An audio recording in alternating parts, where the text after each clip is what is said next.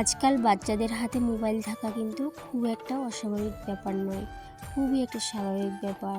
তো এই স্বাভাবিক ব্যাপারটা দেখতে স্বাভাবিক হলেও এই বাচ্চাদের উপর কতটা প্রভাব পড়ে আমরা কিন্তু মা বাবারাই জানি। আর জানিয়েও কিন্তু কিছু করতে পারি না, কারণ ওই যে তাদের জেদের সামনে আর আমাদের কিন্তু কিছুই থাকে না। তো আমার ছেলে দেখো মাটি নিয়ে খেলা করছে বাইরে, সে কিন্তু মোবাইল দেখে না। কথাটা কিন্তু একদমই ভুল, কারণ সে কিন্তু প্রতিনিয়ত মোবাইল দেখে। স্কুল থেকে বাড়ি ফিরলে মা একটু মোবাইল দেখি, তো ঘরে যদি থাকে মা একটু মোবাইল দেখি।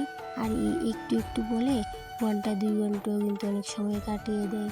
আর অনেক সময় কী হয়, কাজের চাপে আমি কিন্তু ভুলে যাই ও যে মোবাইল দেখছে।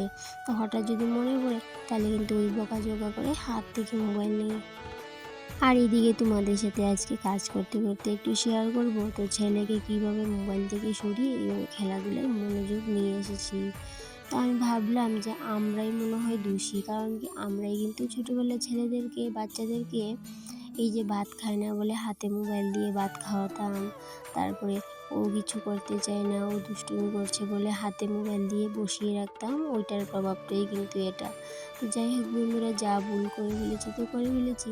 এখন কিন্তু এই যে ভুলটা একটু একটু করে যদি শুধরাতে পারি, আর ছেলেকে যদি মোবাইল থেকে একটু দূরে সরিয়ে ওই ধরো খেলাধুলাতে একটু মনোযোগ করাতে পারি, তাহলে কিন্তু আমার এই চেষ্টাটা বিফলে যাবে না।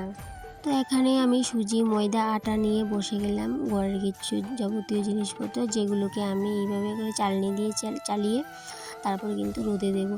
আর এদিকে আমি কাজ করছি, আর আমার ছেলে কিন্তু বাইরে খেলছে মাটি দিয়ে।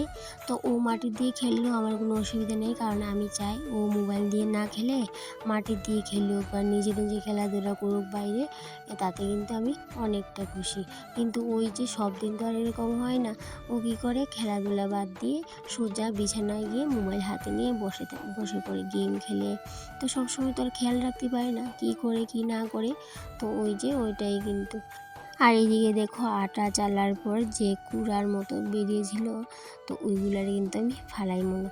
ওইগুলারে আমি এইভাবে করে এই ডাস্টবিনে রেখে দেবো, কারণ কি এই যে আমার বালতিটা দেখতে পাচ্ছ, এই বালতির মধ্যে কিন্তু আমি ঘরের যাবতীয় কিন্তু সবজির বাকল বলো আর যাই বলো, সব কিছু কিন্তু আমি এটার মধ্যেই রাখি। কারণ আমি যে একটা জৈব সার বানাতে যাচ্ছি, তো ওইটার জন্য কিন্তু আমি অনেক দিন ধরে এইভাবে করে ঘরের সবজির বাকল, তারপরে চা পাতা, চা করার পরে যে চা পাতাটা থাকে ওইটা, আর এইরকম করে আমি সব কিছু জমিয়ে একটা সার বানাবো।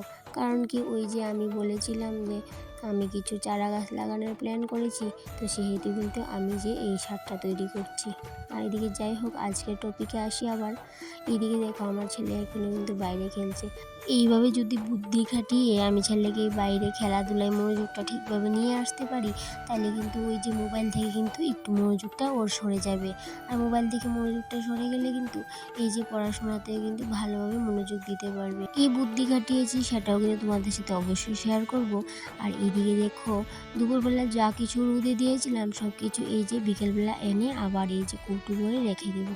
কারণ কি এই যে প্রতিনিয়ত যদি আমরা রোদে না দিই জিনিসপত্র, তাহলে কিন্তু এই যে ঘরের জিনিসপত্র অনেকটা নষ্ট হয়ে যায়। তো যাই হোক বন্ধুরা, মেইন টপিকে আসি। তো আজকে আমি ছেলেকে বলেছিলাম যে বাবা, আজকে তো 14 নভেম্বর, আজকে বাচ্চাদের না খেলাধুলা করতে লাগে, তো ওই যে মোবাইল দেখতে নেই, আর একটু আদর করে বলেছিলাম। কারণ কি অনেক সময় কী হয়, বকাঝকা কাজ করে না, বাচ্চাদের সাথে একটু ভালো ব্যবহার করে কিন্তু তাদেরকে একটু মোবাইল থেকে মনোযোগটা সরানো যায়। আর সেটা কিন্তু আজকে আমি ঠিকই অনুভব করলাম। আর এদিকে ছেলেকে বললাম যে বাবা, আজকে তো চিলড্রেন্স ডে, আজকে কিন্তু বাচ্চাদের কিন্তু খেলাধুলা করতে লাগে, এই যে মোবাইল থেকে দূরে থাকতে লাগে, তারপর মাটি দিয়ে খেলা করতে লাগে, কারণ আমরা ছোটোবেলায় মাটি দিয়ে খেলা করতাম। তো ছেলে বলল, মা তাহলে আমাকে মাটি এনে দাও। তো আমি কী করলাম, তুমি নিয়ে আসো, মাটি নিয়ে এসে খেলাধুলা করো। তো তুমি মাটি নিয়ে আসো, আর আমি ঘরের কিছু কাজকর্ম আছে সেগুলো সেরে তোমার সাথে একটু খেলাধুলা করবো। তো যাই হোক বন্ধুরা, আমি কিন্তু আমার ছেলের সাথে বেশ খানিকক্ষণ কিন্তু বসে ওর সাথে কিন্তু মাটি দিয়ে খেলা করেছিলাম। সেটা কিন্তু ক্যামেরাবন্দি করতে ভুলে গেছিলাম, তাই জন্য তোমাদের সাথে আর শেয়ার করা হয়ে ওঠেনি। আর ওর সাথে গল্প করছিলাম যে ছোটোবেলায় কী করে আমরা মাটি দিয়ে খেলাধুলা করতাম, কী বানাতাম, পুতুল বানাতাম, গাড়ি বানাতাম, ওইসব বলছিলাম। আর ছেলে কিন্তু অনেকটাই খুশি হয়েছিল। আর তখন কিন্তু আমি এটা অনুভব করলাম যে আমরা যদি বাচ্চাদের সাথে একটু সময় দিই, তাদেরকে একটু সময় দিই, তাদের সাথে খেলাধুলা করি, তাদেরকে গল্প শোনাই, তাহলে কিন্তু বাচ্চারা অবশ্যই মোবাইল থেকে দূরে থাকবে। ওই 100% না হলেও 80% কিন্তু দূরে থাকবে মোবাইল থেকে। যাই হোক বন্ধুরা, আজকে আমি ছোট্ট একটি ট্রিক্স অ্যাপ্লাই করে দেখলাম, ভালোই কাজ দিয়েছে। আর এখনও কিন্তু ছেলে আমার সাথে ওই যে খেলাধুলা করছে, আর ওকে কিন্তু অনেক গল্প শোনাচ্ছিলাম, আমিও কাজ করছিলাম, ও আমার গল্প শুনছিল। কিন্তু অনেক সময় ওকে মোবাইল থেকে দূরে রেখেছি, পরবর্তী দিনে কীভাবে মোবাইল থেকে দূরে রাখি অবশ্যই তোমাদের সাথে শেয়ার করব।